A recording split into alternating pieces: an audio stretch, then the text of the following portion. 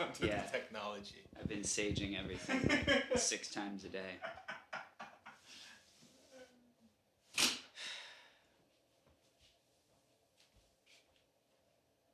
Thanks for getting me out of the house. Oh my god. I was already here. I just need a coffee. I'm taking a break from coffee this week. Good. What's going on?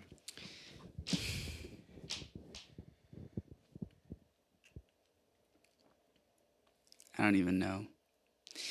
I feel like purposeless. And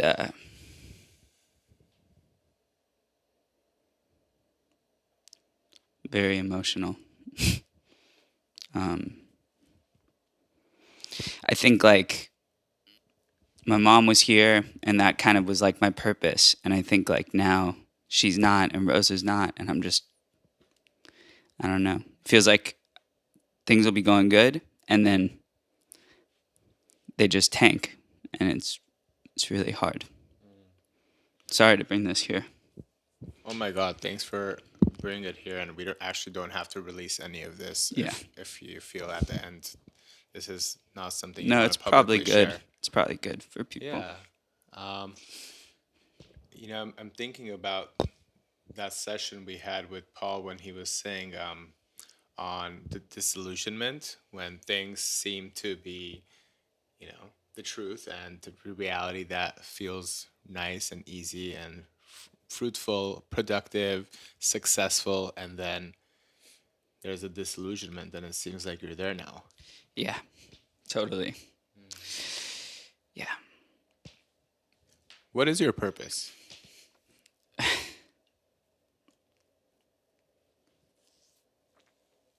I don't really know anymore.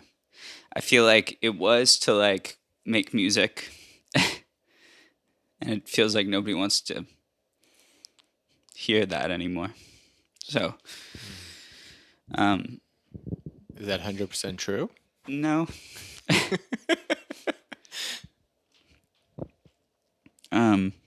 And then it was like to make music for my mom and then like seeing the stage she was in. I was just like, what am I doing it for?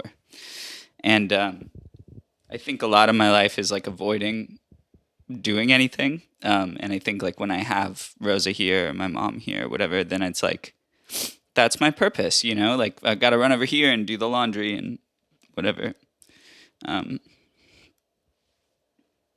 sorry. You don't have to apologize, really. It's just a tough time. Yeah. I'm sorry you're hurting, friend. It's okay. I just keep trying to get out of it. And I don't know why it's gotten like this,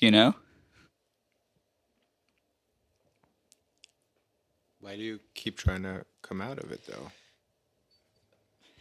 Because I feel like I have like things to do and like songs to make and... For who? Well, I guess no one.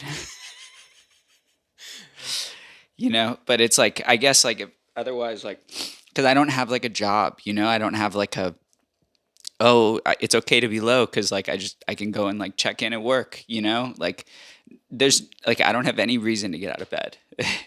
So like then it's like I don't know, and I have this show that I'm supposed to do in January, and it's Which like I'm coming to. I don't know what you're. I think I'll be there.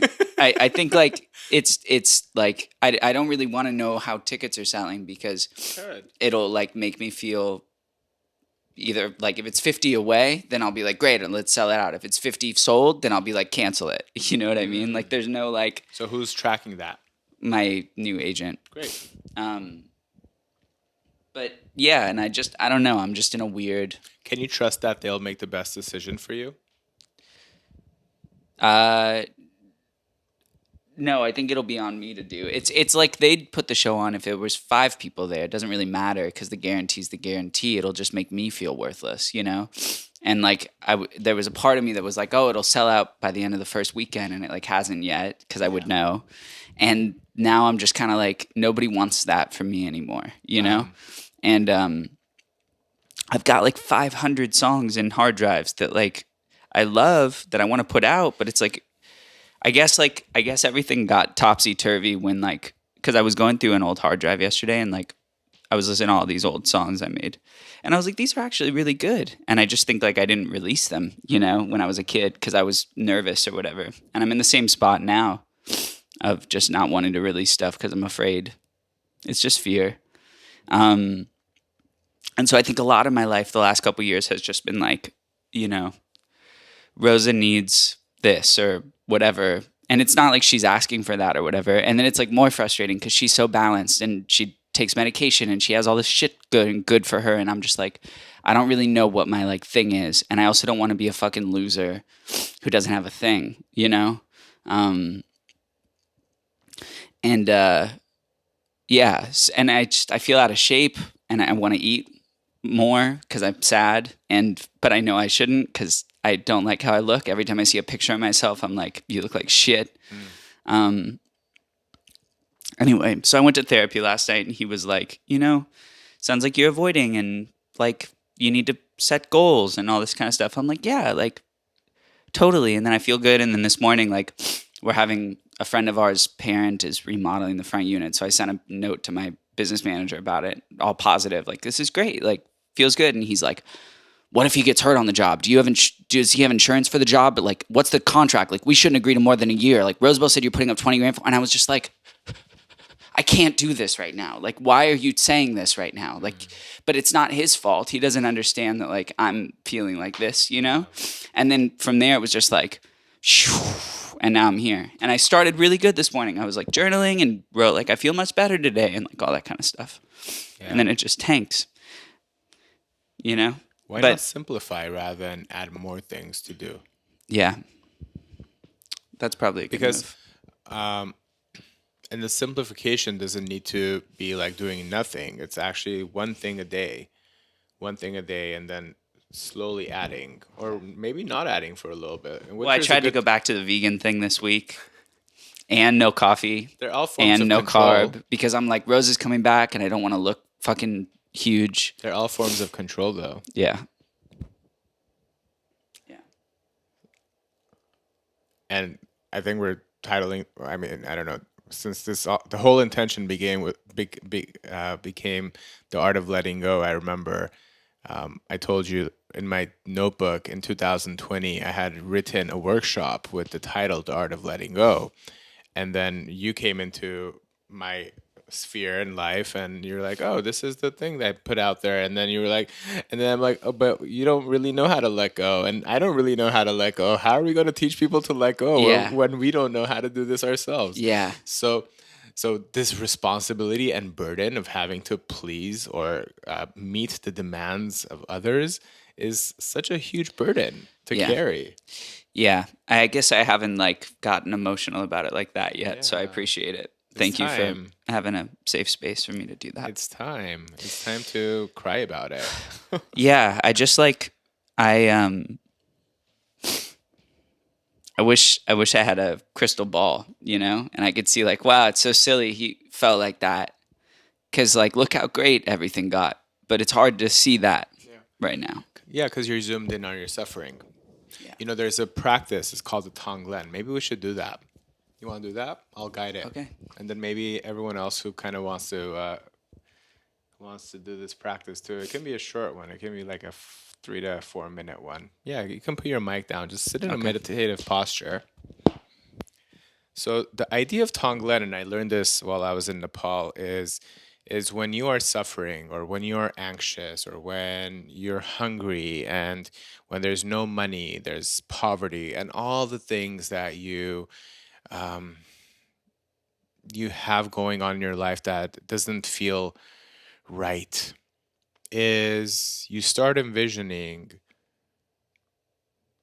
a whole slew of people as well who are also hungry, a whole population of people who are also feeling that heartache or the anxiety.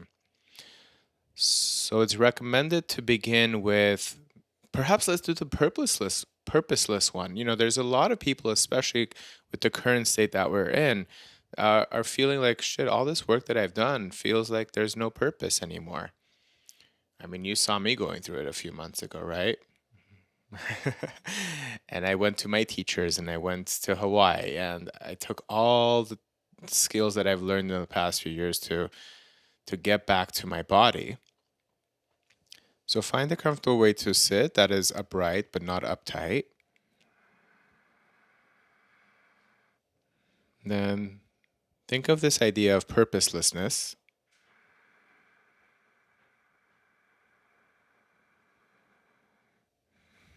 Then you're going to envision as if you're breathing in purposelessness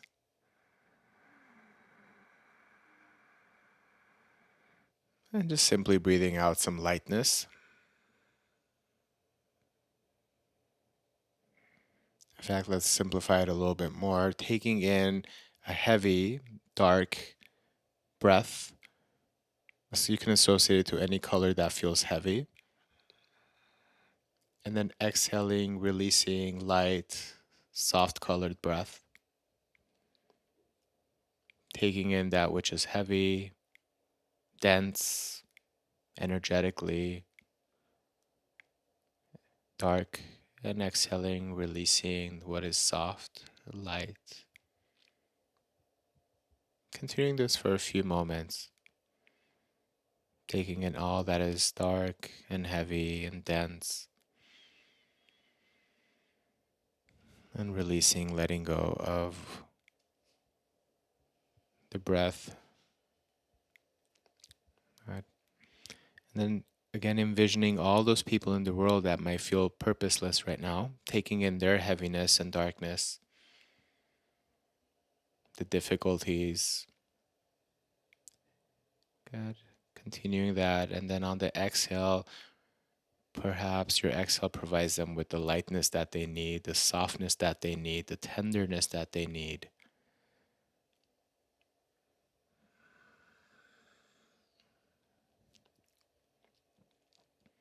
Taking in the whole world's purposelessness. Imagine the whole world felt like that. Taking in their darkness, heavy energy of purposelessness. Softening the forehead, exhale, releasing lightness, ease.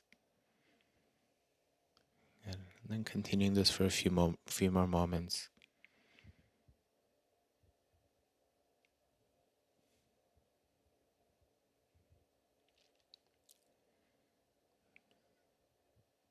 Just noticing how that dark, heavy, energetic breath,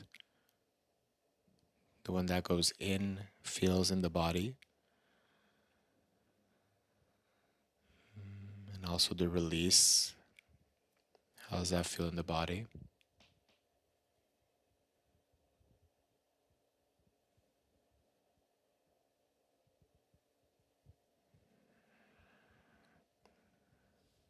Good.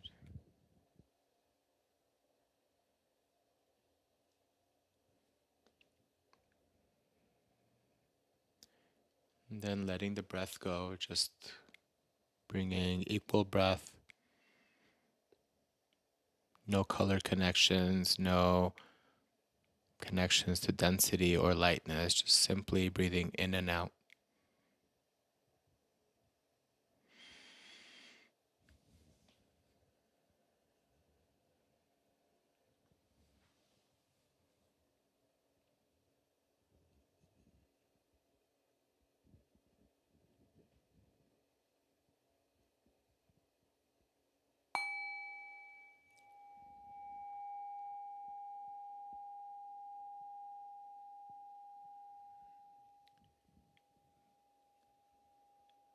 And then just bowing head towards heart, your heart. Good. As you sit upright again, just blinking open the eyes, taking in the light of this room. Yeah, I've definitely not led a Tonglen in a really long time. In fact, it's not a practice I do anymore, but it just felt right. Thank So you. any Tonglen experts out there, please forgive me if I've missed. It's a Tibetan practice. Cool. How'd that feel? Good. I think anytime I start breathing, I feel a lot more balanced, you know? I still feel a little bit emotionally chaotic, but Great. But that feeling, that the process of taking in the suffering of others, Yeah. how did that feel in your body? Yeah, it's like it was interesting. At first, I was like, I'm not like this. I'm higher than this, and I need to be the leader, the bigger one who's like fixing them. And then by breath two, I was like, no, I can just be a part of the group. So this actually brings us to the realization Yeah. of sameness, which is Totally. ultimately the Buddhist like philosophy. Totally. Of I'm not here fixing anyone, right? I'm here supporting their Yeah. journey. They're supporting the path, moving folks through, difficult moments in their lives, getting them to the threshold, that liminal space, the liminal space of this is so fucking hard and I have no idea what my next step is. And I'm just here to kind of show the options, hopefully. Yeah. Give you the power to make that decision rather than be like, hey, you're avoiding stuff, go and do this. Totally. I think that for me was best. yeah, that for me put me when I felt the oneness, I guess, now that I think about it, it was just kind of like shapes when I was breathing. But I think feeling the oneness is what calmed me down the most. Feeling like I was just a part of it. And that's okay. And I don't have to carry this extra special burden that nobody else does to be this great leader of light in the grand scheme of purposelessness. I can just feel that, and that's okay. That's a lot of pressure to feel that. the opposite, that you need Totally. to be the leader of light. Yeah. Right? Yeah. And I think like when my parents are here, when whatever, it's like I feel like that a lot of the time, you know? But they're also wise beings. Because according to Totally. these Buddhist principles, right? Like this guy was like, you actually are Buddha. I'm not Buddha. You are Buddha. You are Buddha. Right. But also, Father Nash is Buddha. Right. Mama's Buddha. Right. Roosevelt's Buddha. If we're resorting to this idea of The oneness, right.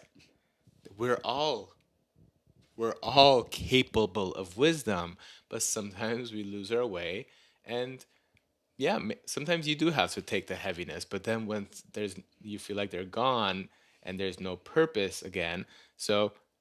My thing is, well, now I'm going to do backgammons on Wednesdays, like, right? Right. Like, meet new people. Yeah, Because now totally. I feel like, even working with my parents are like, hey, we're done. We're done listening. We don't want it anymore. I was like, I bow to you, love you. Right. I'm out.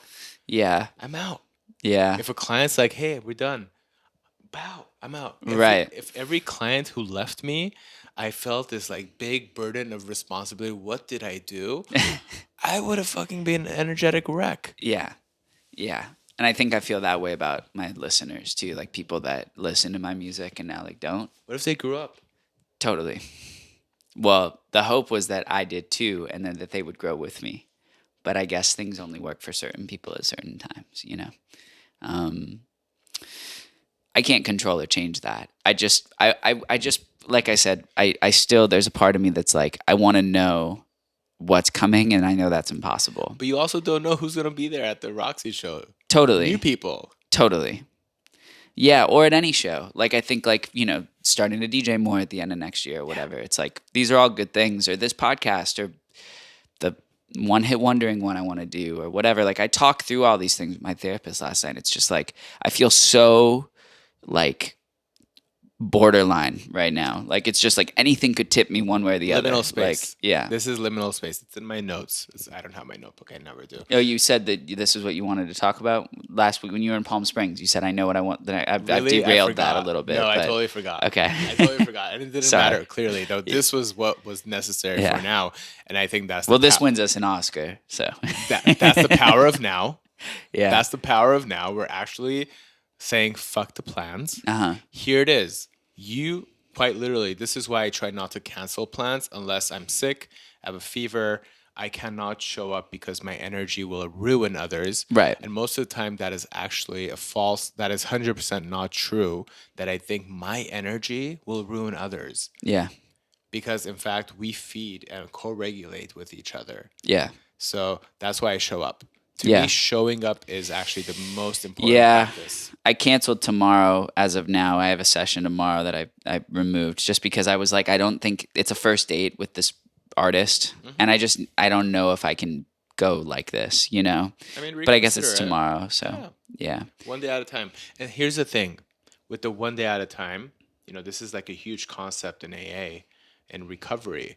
One day at a time, because we really don't even know what tomorrow is going to bring. So Yeah. if we already envision the doom of tomorrow, then we slowly kind of just move into that doomsday Yeah, mentality. totally.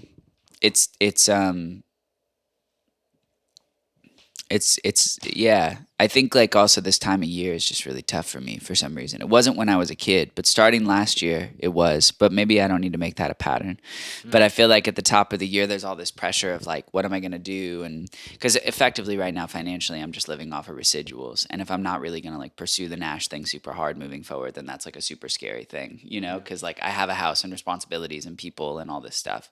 So, you know, all of that being said, like, this guy from Nashville texted me last night and I'm like, how are things, man? He's like, it's good, man. I just got married. Things are chill. I'm like, fuck, like, it must be nice not to pay fucking state tax and live in a house that costs 200 grand. You know what I mean? Like, congratulations. You figured it out. You don't live in LA like most people shouldn't. Like, I just think just because you and I were raised here doesn't necessarily mean this is the healthiest space or place for people to exist in anymore. And like, I don't know. I was feeling this way during the pandemic too. That's why I made songs like Palm Trees. It's like, let me get out of the way and make room for everybody Well, else. the palm trees are about to die soon. I You know know. that. I know. They're on their clock. So right? it's like, what's have a little bit of a plan, but also consider the grand fortune that you do have land here, that you do have Yeah. community here, Yeah, totally. I right? appreciate that. Yeah. So it's like I try to look at it that way, where it's like, well, at least my family's here, my friends are here. I can actually I can immediately call someone, the way that you asked me. I know someone who knows someone, Right. and that sort of village is hard to create. Yeah, totally. It'd be really hard hard to to- just invent that unless you plug into somebody else's. I think like there's a part of me that wants to get out of LA, but then there's a part of me that's like being here does help, like with whatever it is I want to do. If I have an idea or I have a vision or a goal or a plan, there's people here that can help make that happen, and I'm grateful for that. Or as little as you guys putting me in touch with the groomer. Oh, totally. Oh my God, one of the best. Greg's great. One of the best. I mean, I kind of want to like, what is it called? Gatekeep? Yeah, sure. And like yeah. not talk about it. Yeah. But because he's really busy. Like I had to book 4 months in advance. Yeah, he's complicated. And I love that. Yeah. And these are the types of people I want to be connected to. Oh, by the way, I went to Buck Mason. How did it go? I didn't throw the pants at them. But you said you got a $200 credit. You told me. Listen, yes. And they said we're going to repair it and send to you because Amazing. we want you to build confidence again for our brand. Yeah. No, I don't know if I am. Yeah. I got this though with the $200 Okay, credit, looks and I love good. It's heavy. It was a $200 t-shirt. Well, I got 3. Okay, good. Because I just love wearing basics. Yeah. But here's the thing. Buck Mason at one point was that guy, the tailor who people trusted. And then somehow during the life of his career, got bigger. Now he's all over the U.S., maybe even internationally, and the quality diminishes Right. when we go from this little space to a big space. Yeah. 3 spaces. This is why I think, and please, like, I want my community to stop me. If I want to go bigger and bigger, so I want someone to like smack my hand and be like, "No, Yeah. you decided you don't want that."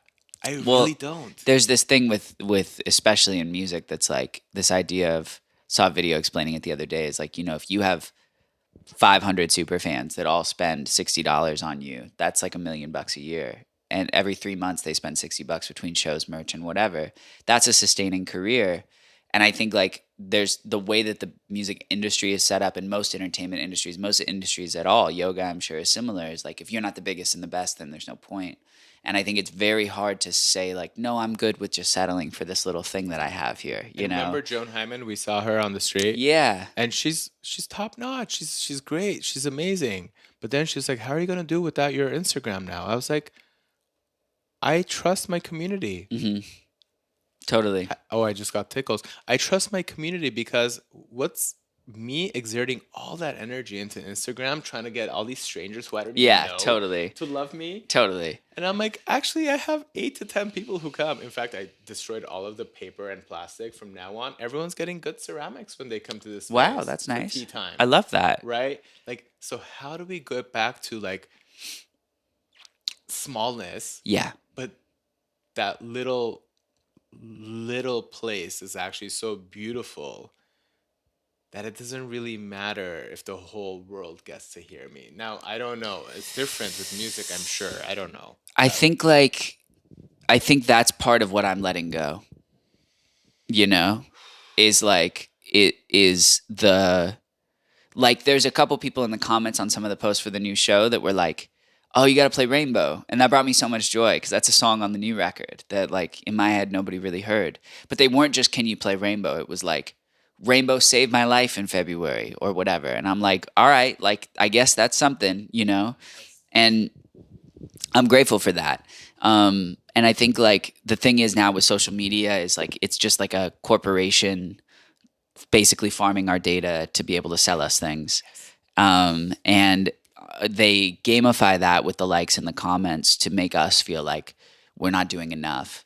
And my fear is that if I don't do enough, then people won't be aware of the show and then won't know about the show. And then they'll see clips from the show and be like, oh my God, like that comment is like, I dread that comment is like, oh my God, if I'd only known, I live 5 minutes from the Roxy. I can't believe I didn't know this after me posting it 400 times. But I know that comment is inevitable. You know what I But do you mean? trust that whoever's meant to be there is going to be there? I used to trust that. Like I trusted that in 2019 when I was on tour a lot. And I think I've lost touch with that Yeah. trust feeling, you know, I know. like the meant to be there will be there. And I think that's super important to remember. But then at that rate, it's like, then why push it at all? You know what I mean? I mean, do you have a like an email list? Yeah, we did that. Yeah. They had access to it the first week. And then, Cool. I mean, from my personal experience, I think the whole 1 day at a time thing, I think there's a general vibe of people not pre-committing because yeah, they've seen through the pandemic totally. the Everything will disaster just that is change. the Right. world right now. I'm telling you, with the commitments people make to this space, it is the day before. I mean, you book Yeah. like an hour before, and I'm Yeah. like, I have one more spot. Yeah. Right? You're right. But You're that's right. but that's the thing, because I freak out, and then Enrico's like, "Babe, you quite literally fill up the room every single time, 100% of the time, Yeah. and almost Yeah. 100% of the time." And Yeah. it's like, why do I freak out? Because scarcity mindset. Right. Scarcity mindset. What does that mean? Oh my God. That things are never enough and that I want more and I don't even know. Is that something that you deal with? Oh my God. All the time. Me too. Devaluing myself, Yeah. devaluing what is out there, like not valuing what I already have. Right. So the gratitude and the appreciation is out the door. And Right. once my gratitude and appreciation is out the door, people feel that. Yeah. Yeah. I think that is like where I've been at is like, what's the point? What's the worth? And then, Because the rainbow person, the rainbow fan who you Right. changed their life and you didn't even know it. yeah, totally. I was at a rave. I was at an underground party, and one of my I love going to underground like once every 2 months, and I was there like just chilling in the not in the dance place, like it was a chill area. They had like a whole foods table even. They're serving food. It was, Is this that place in downtown? I mean, there's many. Yeah. I went to So one of it them was and it was like Ospenhof. food and like I was like, oh my God, this is insane. I was there for like 5 minutes. Yeah, and then my friend who used to come to every month, it used to be called Mindfulness Mondays. He became a friend, but he was committed, devoted student at the time. And then after the pandemic, gone. So we're reconnecting now. And he said something at like 4 a.m. He's like, a lot of the things that were talked about in your sessions, I am reprocessing them now. And the gratitude he expressed, and it felt good because I thought I had lost, a student. Right. But not like he's actually not why teacher, why student. We're actually the same. Sure. And he needed a break because he needed to discover wisdom on his own. Yeah, totally. And I think like the thing is that like in my case, like the recorded work exists and the shows that people have come to already happened. And if those had an impact on them, I'm grateful for that. And I think my suffering is occurring because I heard this thing once that I'm a big believer in, that like suffering occurs between when you know a change needs to be made and when a change is made. Yeah. And I feel like I'm just at that breaking point just before the change is made where I feel completely defeated. How many people? How many people's addresses do you know in your, like, not your fans? I'm talking your Like friends and family? Yes, Like numbers or just like where they live? like actual physical addresses to send an invitation. To. Oh, probably like somewhere between 50 and 100. Yeah. That's a lot. Yeah. I mean, it's a lot of work. Yeah. But I wonder if they get like written invites to the Yeah, show. sure. I'm sure they would probably come by. I'm sure. I'm sure that most of my friends will be there. You know, but that's fine. You know, and it's always funny when I do these shows, like in LA particularly because I'm from here, and like last time I did the El Rey at the end of the tour in 2019, all of the people that I felt like I was trying to prove wrong came to the show, and they were all like, "This was great." And no one had an issue with me, and no Prove one wrong ever how? had an issue with me. Well, I think in high school, a lot of musicians I've heard in interviews and shit, and I definitely resonate with this. Like anybody, maybe you, maybe creatives, whatever. It's like the go factor at the beginning is like none of y'all see the vision how I see the vision for me, and I'm gonna prove all of you wrong by going and doing great things, and then you're all gonna bow at my feet and be like, "Wow, congratulations, you really did it. We didn't see it, and now we do." Right? And like they came to the show, but that wasn't the energy. The energy was like, yeah, Garrett, like, of course you're doing cool shit. You're awesome. You've always been expect nothing awesome. less. Yeah, totally. And that's the same energy my mom has. And I'm not saying she ever didn't believe in me, but it's like, you know, she has made comments about like, oh, that show sounded bad, or you didn't sing great at this point, or you were flat on this, or whatever. And I think like over time, that was my purpose at the beginning for the first oomph of my career. And I think that's the thing that I've lost is that like ego factor. Does it come back to haunt you during days like this? In a Well, different form. I guess so, because I so much associated me with that thing of like the like this is why I do it. And then I made it about everybody else. I made it like, you know, if we feel together, then we'll feel better. And that was the vibe of the first record. And I'm grateful for that. And the Broken Hearts Club tour was awesome. And like it made a lot of people feel great and like made a lot of friendships and community and all this kind of stuff. But then the purpose wasn't about me anymore. And I think that's kind of where I lost the plot with the Gnash project, was like trying to make it this like mega community thing where like, I mean, you can't change anything now, but it's like I was so focused on like, does this impact the greater good of the whole thing? And it wasn't like really cathartic for me anymore. It was more just like propagating a narrative I had created in like 2015, 16, when creativity for me was really helpful. So go back to the intention. What was the first intention? The first intention was why you started making music in the first place. Yeah, to like create. Well, Be honest. the first place I made music from was because I was pretty socially awkward and I wanted girls to like me, so I learned how to play guitar. And then I was like, oh, I can take that one step further and record my voice. And then people liked it or didn't. And then cool kids liked it. And then that made me feel cool. And then they would record at my house. And then coming out of high school, I was like, I didn't get into a good college. Like, I'm going to do this shit and like do my thing. And then I ended up getting into USC, and that was cool. And then all the like people that only saw me as a DJ, then I was proving them wrong, right? And so it was a lot of like proving this person wrong, proving that person wrong, whatever. But the battles they weren't picking. They were battles I created in my head, you know? And then that kind of like ego thing just churned and churned and churned and churned. And now it's at a place where I don't have any of that, so my ego feels purposeless. And that's been the roller coaster. So it's your ego that feels like it has no purpose. Totally. It's not your Yeah. essence. Totally. Like, It's not Buddha. right. I'll wake up, go make toast, and like drink water, and like that could be my day, You're you feeding know? your temple. Right. But what brings me to this point of like emotion is like my ego like completely getting destroyed. And I think that's probably a good thing, but it's sometimes weird to think that crying is a good thing. Yeah, but you're the CEO of the Broken Hearts Club, so you have Yeah. to cry too. I guess so. Even that's propagating a narrative that I don't know if I necessarily agree with So drop anymore. it. But yeah, sure. Yeah, I mean, if you want. I Yeah. think it's pretty cool. I think there's been a lot of people that have been helped by what I've done. And I hope that there's a lot of people that are helped by what they saw here today. Because I think that, like, at the end of the day, I'm just a person. And, like, it's all a little complicated, but it doesn't have to be. I think that like if you can really break life down to like I have a little job that pays my little bills and I eat a little toast and I make a little coffee and drink a little water and I go into bed and I do it again the next day. That's kind of all I need. And at one point in my life, I would tell people, like, if I have $5 in my account, I'm good. Like, I can buy a banana, I'll find someone sofa to sleep on and get a coffee. I'm chilling, you know?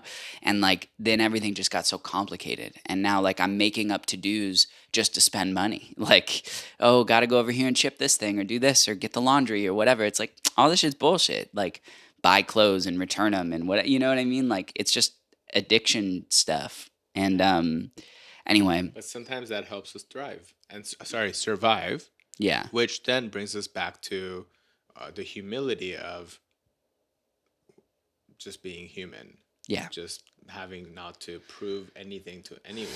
yeah, But we need to go through that, and that is part of the path. To say that that is not part of my path is once again putting ourselves in a higher position than another's where they are. I guess I don't have a point to prove, Yes. and that's okay. Yeah. And I guess I didn't see that till right now. Oh, good. Yeah, Oh, good. Yeah. Darkness removed. I didn't. Darkness removed. Ignorance removed. Delusion Yeah. removed. Wow. How lucky. I guess I don't have a point to prove, Same. and I think that like it's yeah, we're all just kind of doing it for ourselves, Same. you know. Joan Hyman, honestly, like I'm kind of done putting myself out there like that. I want to grow this business a little bit so I can survive living in this system. Yeah, but I think that Right? there's a difference between that and having a point to prove, because the point to prove would be like, I'm going to do that to show them. Who's them? I don't know, just them. Parents most of the time. Yeah, totally. That for Because sure. you want them to be proud. Totally. And you'll get to the point where you'll truly recognize that they are proud and they do love you. And it no longer matters either because they're going to come and, be there. They're your backbones. Yeah, no, and I know that they're proud of me on like a superficial level, but I don't really like own that, you know. Oh, I think I know they're that proud of you from a very deep no, level. they're proud of me from a deep level. I receive that on a superficial level Why? because of money. Because I gave them a bunch of money when I did my deals, Yeah. and So the narrative can change. yeah, Because they both are really sitting on a lot of talent, on a lot of magic. yeah, And perhaps it's empowering them to return to that magic rather than, they say with like a drug addict, you can enable them or you can say, hey, I actually see your power. I see your magic. Mm-hmm. Let's work there rather than enable you in whatever. And not to say that, you're treating your parents like addicts. Not at all. I think it came from a very genuine, loving place to repay them. And that's also cool. yeah, Like, I want to be able to tell my parents, hey, the other day I asked my dad to take us to Greg. Greg, we're not going to tell you which location. yeah. And he was with us for a while, and I had just taken like cash with me. Yeah. And we came back home, and I was like, would you take this? Because he makes like $100 a day, delivering food to people. And I cut him from his work. I said, could you just not go to work now? Just like 2 hours of work.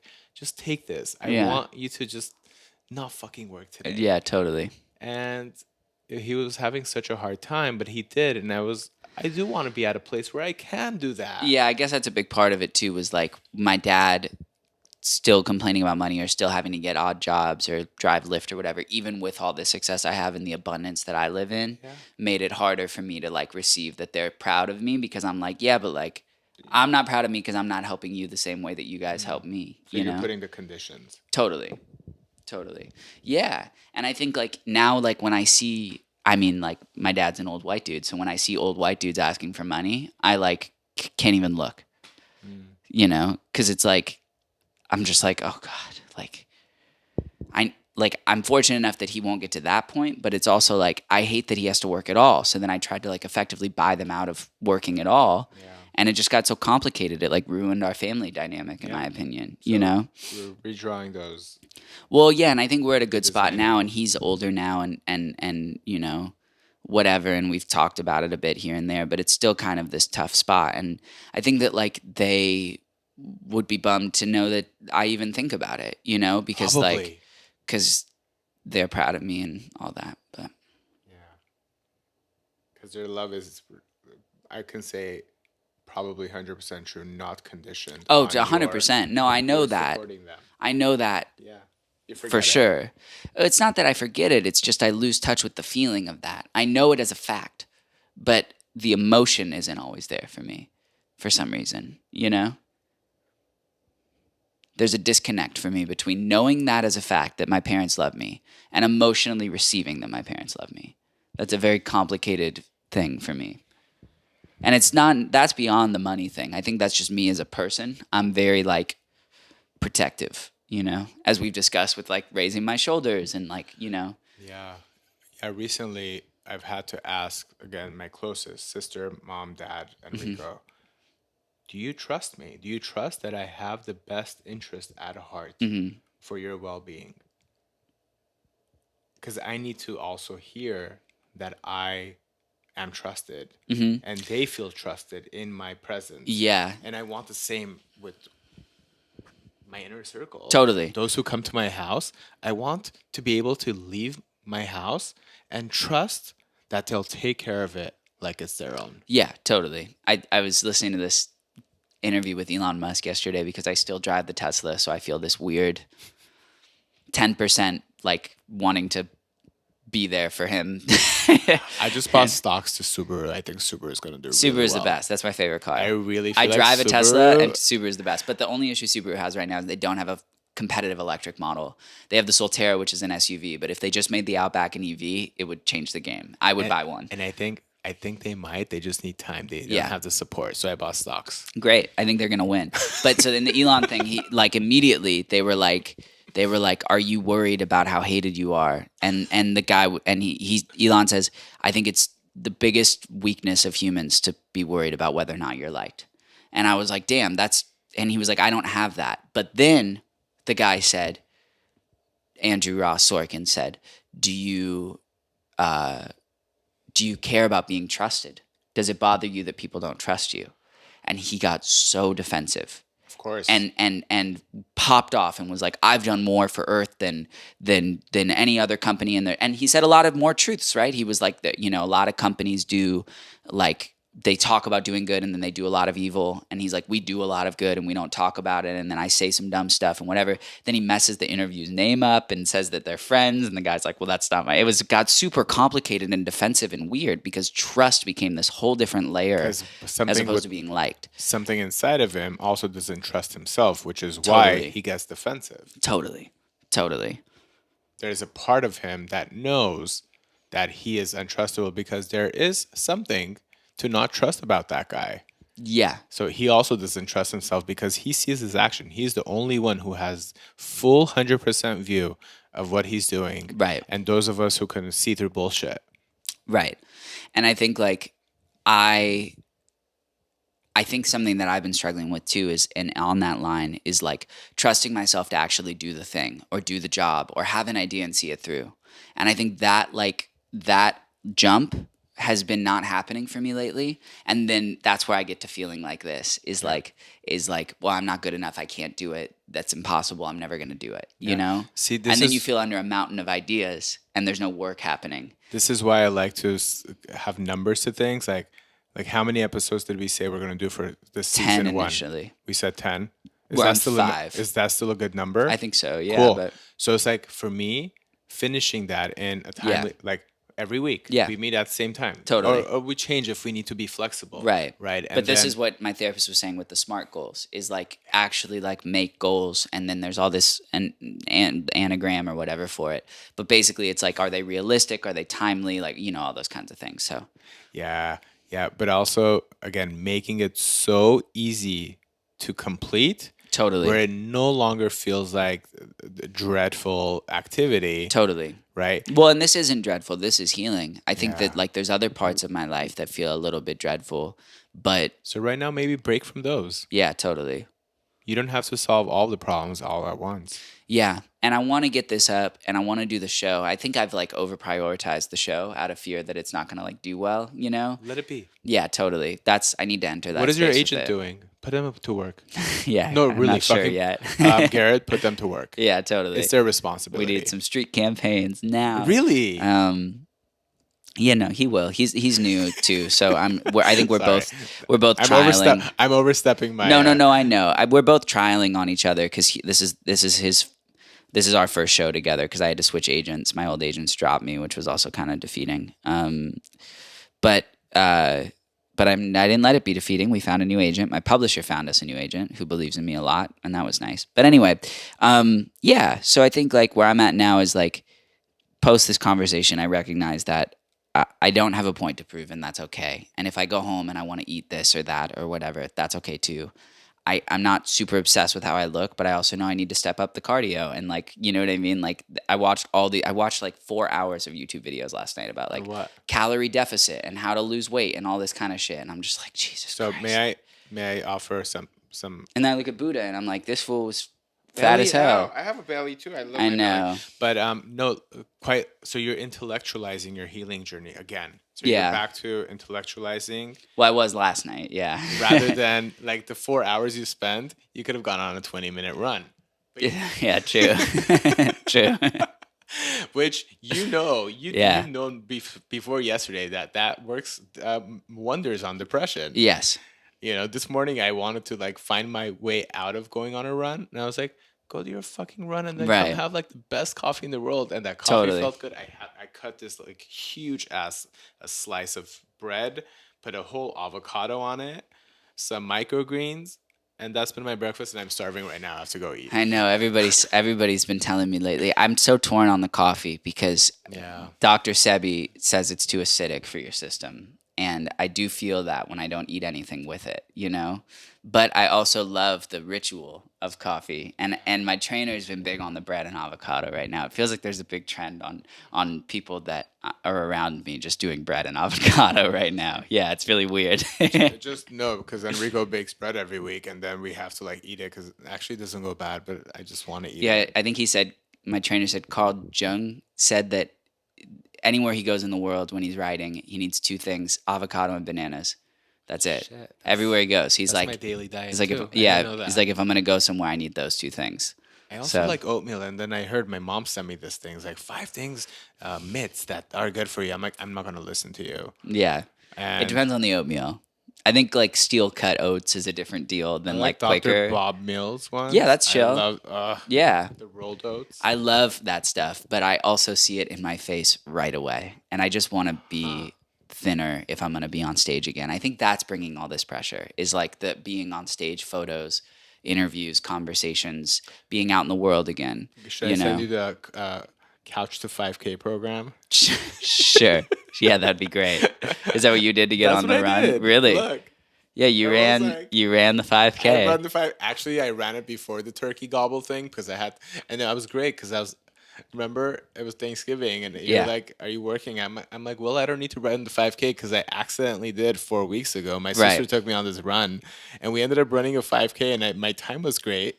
So- How long is a 5K? It's I guess 5 kilometers, but like time wise, how long does that take you? So it took me like under 34 minutes. That's not bad. But some people To run me, a it seems mile like in an 4 hour. minutes. Yeah, totally.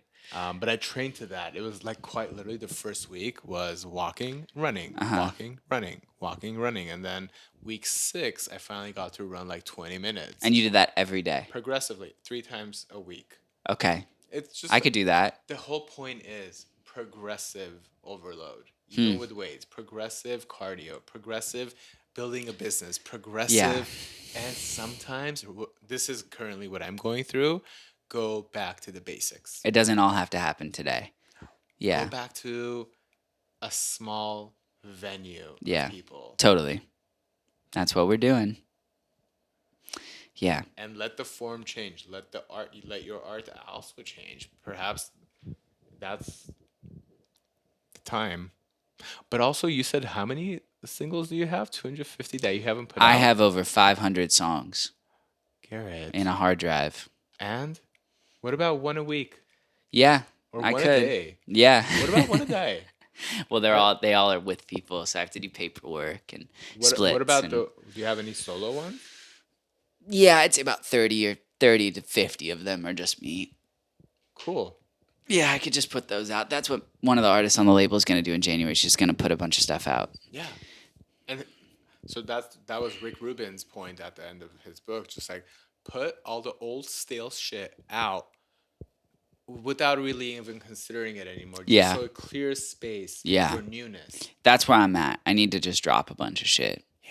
I think there's something calling me to doing like a fucking 50 plus song album where I just drop a bunch of stuff and then just move on. Do it. Mac DeMarco just did that. He dropped 250 something songs and Do they're it. all just titled dates. It's very cool. Some of them have like 2 million streams, some of them have 250,000, but they're all like people are listening to all of them. Doesn't matter. You're actually doing it to clear your mind, your heart, and your hard drive. Totally. Totally. From this, because what if the hard drive like actually you went home And it just wasn't working. it wasn't working? Well, it's triple backed up, so we'd be okay. But if let's say all of them, Safety, security. yeah, See, yeah. Father Nash taught me that. Now I'm like a little bit more safe and secure with my things. What did he say? We're just talking about insurance. Oh, yeah. You know, just safety. But there's like also that level of paranoia that Leave can it to come my from dad safety. to give you something to worry about. But I didn't. I said, okay, I get it. Maybe I should get renter's insurance. Why not? Yeah, I love the art in there. Why not? yeah. I love, my stuff. I think at that's why home. this morning stressed me out with my business manager so much because he was asking me all these questions that were super valid questions. Are they doing this? Are they doing that? Do they have this insurance? Are they? What if he gets hurt? What if this? What if that? And I was like, oh my God, like this is all so stressful. But it's not stressful. They're good questions, and he's a smart dude. It's just like a lot. It was system overload because you had other things to think about. Yeah, I was just thinking about other stuff. My brain just wasn't there. And I think like it's so hard to like I guess I did too much change. I thought I could handle all the change yesterday, and I think today it just kind of broke me. But again, everything happens when and how it's supposed to, and I feel like if I didn't break down like that today in this space, thank you for that Always. because I don't want to say sorry because it's the second double arrow theory, but I feel much better now. It's yeah, sometimes life just mounts up like that, and like I don't know, it's so weird. Like this morning I felt great, and then it was just like pff, Yeah, and then being in healthy dialogue about it works, yeah, which is why we're doing this in the first place, to promote a healthy dialogue, hopefully community, hopefully true sense of community, not this idea of culty community. or Right? like fake like oh like we're all one family of 800,000 music fans. And I don't even know you. Yeah, And totally. I don't even know you. Come to Totally. my show. I want to get to know you. Come say hi. Totally. Like people tell me on the street, hey, we saw you. We couldn't. I was like, I only had 8,000 followers, 8,800 at the peak. They see me out in the street, like my community, and they're afraid to come say hi. I'm like, why? Well, there was that chick that came to the Clay thing that had never been to a Pure Joy event and been following you for like 5 years. Remember that? That was Come so say interesting. hi. Yeah. Like I want people to come up to me on the street and be like, hey, how's it going? Yeah, totally. Because I want to be seen too. Well, I think like that Andre 3000 album has driven all these interviews that he's done, and like that's been something that's been really cool to hear from him. Is like when people come up and they say what up to him or whatever. Like there was this dude that posted from 2017. They rode a boat together to Alcatraz, and he said my autistic son at the time was obsessed with golden retrievers, so he ran up to Andre 3000 and was just talking his ear off about golden retrievers. And Andre had a full conversation with him for 20 minutes, as I would, as any compassionate human being would. That's creative in any way, because it's not hard to communicate with kids. You just have to kind of enter their level, and Andre texted him like years later and was like, hey, Steve, your name came up. I was searching for another name. How you doing? Like, I was just thinking about our conversation on the boat, like whatever. And it's like, I just think like the whole like fame culture obsession thing, I like got a taste of it. And I can't say I hate it, but I can say that I can say that like it definitely in retrospect probably isn't for me. And I'm grateful for where things are at now. Okay. I don't know if I'm fully believing that. Yeah. I don't know if it's for me. Oh, cool. Okay, that's a good reframe. Because what if there's a healthy way to relate to fame? Sure. Well, in some way, even what Andre 3000 is happening is fame. Like there's a like, you know, even though he's like, it's not for me, it's like, you know. And then I saw this Lil Wayne interview that was like, I saw someone that I respect a lot say, it was talking about Andre, that like he doesn't have anything to rap about. And he was like, that was really disheartening for me because like he's one of the greatest, you know? Because he got, I'm pretty sure he went through ayahuasca journey, and he like Yeah, I think so. quite literally produced what was in his essence. Totally. The sounds of nature, his relationship to nature. And I think that is quite literally the future. Us returning back to our own essence and nature, relating to nature in a way that feels authentic and right. I'm not saying full veganism. I'm just stretching my chest. And That feels good. Yeah. Relating back to nature, like touching our plants and wiping the dust off of them one by one. I know, I do that with the avocado tree That's sometimes. like quite literally if we don't get rain, you know? And then just putting things out there that feel natural and not forced. Yeah, totally. Totally. Like all of the things that I've planned for this space comes from such a true, authentic place now. I want to continue at that pace. Yeah. Yeah. And that's the same approach I want to have with my world. I'm very grateful for us doing this podcast together. Me too. And thank you for listening. It feels fun. Bye. Bye.